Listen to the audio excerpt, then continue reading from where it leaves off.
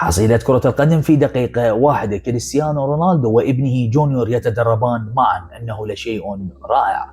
نادي النصر يفكر بجدية بأن جونيور ابن كريستيانو سوف يتدرب مع الفريق الأول في الموسم القادم، مجرد احتمالات، لا يوجد شيء رسمي.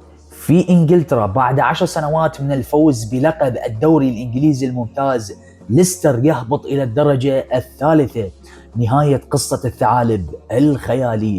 ضمن مباريات الدوري الإنجليزي الممتاز، برايتون يقسو على تشيلسي ويفوز عليه بثلاثية دون أي رد.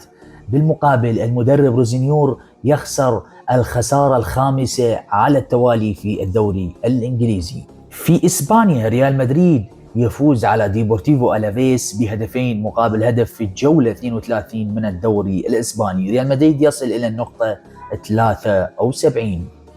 بعد نهاية مباراة ريال مدريد، فينيسيوس يعتذر للجماهير بعد الأداء المخيب هذا الموسم، خصوصا الخروج من دوري أبطال أوروبا أمام بايرن ميونخ. كذلك كامافينجا اعتذر من الجماهير بسبب البطاقة الحمراء التي تحصل لها بشكل ساذج أمام بايرن ميونخ.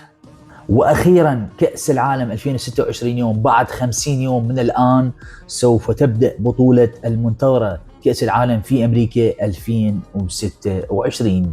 إذا عجبتكم فقرة الحصيلة، لايك ومتابعة مشاهدة ممتعة.